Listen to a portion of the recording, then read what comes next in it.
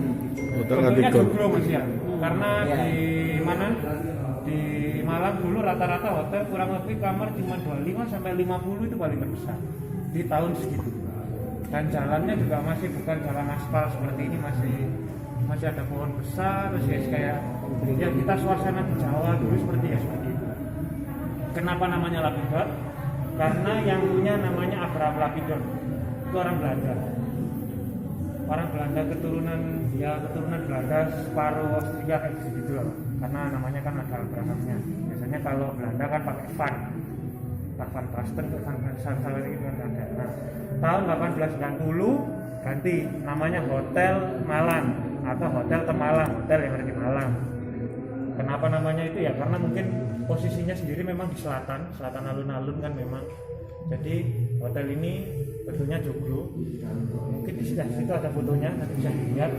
Maka tahun 1860 bentuknya joglo Masian, dan hotel itu juga sudah sering ditempati oleh beberapa bangsawan. Terutama ini dulu kan di sini kali Sidenan Pasuruan. Nah, masih dulu sering orang kali Sidenan atau bupatinya itu makan steak itu di sini. Nah, saya kebetulan dapat info ini dari salah satu cucunya yang masih hidup. Beliau masih ada di Malang. Dulu kalau makan steak itu maunya steak yang ada di Hotel Malang sini.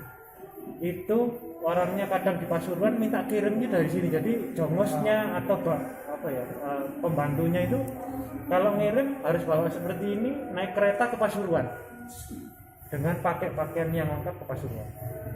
Itu ngantarkan stick saja. Jadi mungkin kalau stick sekarang tuh model kayak yang ada di PUN. Jadi bukan stick yang pakai alat sekarang enggak. Jadi sticknya stick londo zaman biyen kita bilang stick londo.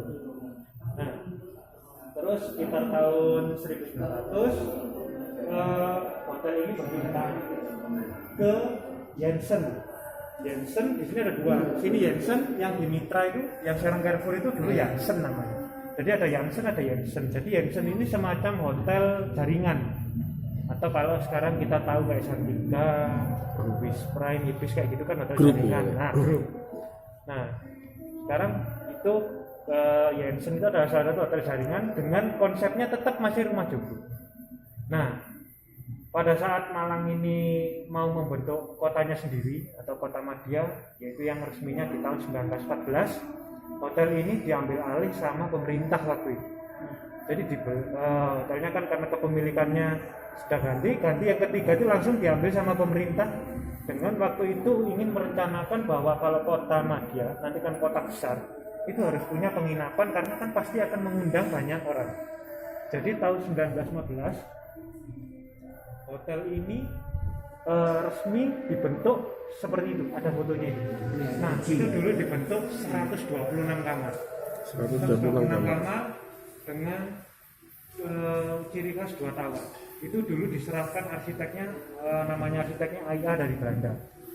Nah, jadi waktu itu ini adalah salah satu hotel terbesar waktu itu. Dan hotel ini adalah kalau sekarang ini yang paling tua di Kota Malang yang masih berdiri dengan tidak merubah konsep. Tidak merubah konsep itu maksudnya gini, bangunan ini dari pertama kali berdiri sampai saat ini masih beroperasi itu posisinya tetap hotel dan pelayanan dasar. Beda kalau kita mungkin ada beberapa hotel yang kita tahu semacam kita kan mungkin satuan sama Salimar. Tapi kalau Salimar dulu adalah kantor, beda dan dirubah konsepnya. Kalau kita enggak, bentuknya dari awal yang model seperti ini itu tahun 1915 dengan namanya Palace Hotel. Jadi hotel ini sama ulang tahun Kota Malang hanya terpaut 1 tahun. Kota Malang 1914, ini 1915. Cuman lebih tepatnya tanggalnya, bulannya saya belum mendapat referensi yang pas. Nah, hotel ini tapi rumah yang dulu atau mungkin bangunan aslinya dulu itu yang di kolam renang. Tapi sekarang sudah ada yang bangunan aslinya. Dulu masih dipertahankan waktu pertama kali berdiri. Jadi semua materialnya itu diambil atau dikirim dari Belanda. Ada nanti yang beberapa material masih ada, masih saya kasih tahu. Nah, tahun 1942 Jepang masuk, ini berubah nama lagi. Jadi Hotel Azuma, atau ada yang bilang Asoma, tapi yang lebih tepatnya Azuma lah, lebih tepat. Nah, tahun 45 kemerdekaan berubah lagi namanya. Jadi setelah 45 sampai 47 masuk agresi itu namanya ganti Hotel Republik. Nah, tahun 47, nah 45 47 atau 47 sampai mau agresi itu kan Malang bumi hangus. Pemerintah Kota Malang dinyatakan mati, katanya sekutu dan yang lain. Padahal pemerintah Kota Malang digerakkan di hotel ini selama kurang lebih 2 tahun. Jadi balai kotanya di Bumi Angus, tapi pemerintahnya pindah ke sini, digerakkan di sini. Sebelum nanti setelah selesai agresi, semua perancangan dan yang lain-lain itu di Société Concordia, tapi rapatnya tiap hari ya di sini di distrik. Ya kurang lebih sekitar segituan. Nah, tahun 1952 hotel ini masuk balai lelang, Pak, dan dibeli oleh waktu itu pengusaha dari Banjarmasin, Bapak almarhum Haji Saran Husin. Dia yang beli. Ini tahun 52 karena waktu itu yang dilelang ada 3 yang ditawarkan. Niagara, Splendid yang sekarang Wisma Mapel itu sama ini. Kenapa waktu itu Bapak Sabran milih hotel ini? Karena kondisinya saat itu yang satu paling murah, yang kedua memang karena bekas Bumi Angus towernya itu hilang. Nah, foto tower hilang atau bekas di agresi itu ada di Museum Brawijaya. Ada foto terbakarnya ada, betul. Itu kan ada menara 2 itu hilang.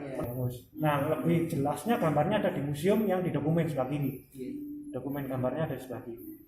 Sengaja memang di Bumi Angus karena ya itu tadi tahu kalau memang pemerintahan digerakkan di sini, banyak inlander yang ada di sini, jadi ya namanya sekutu sekalian ya.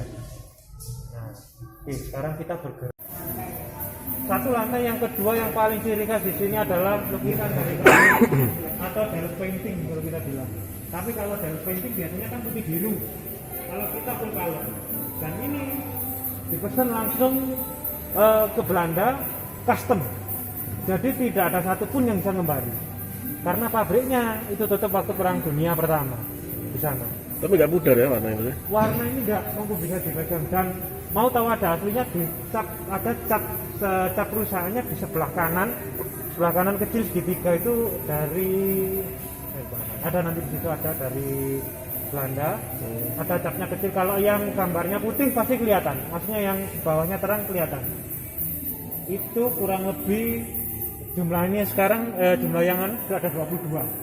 Nah, kota-kota di sini kenapa nggak kota-kota Indonesia, kenapa Belanda? Karena memang hotel ini awalnya diperuntukkan khusus untuk satu orang Nederland, orang Belanda, kulit putih, yang kedua bangsawan, ketiga orang Chinese.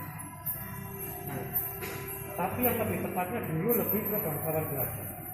Kenapa? Karena memang rata-rata yang kesini itu kalau orang sekarang tuh kalau yang nggak punya Lamborghini atau yang paling orang berpangkat dia nggak boleh masuk ke sini.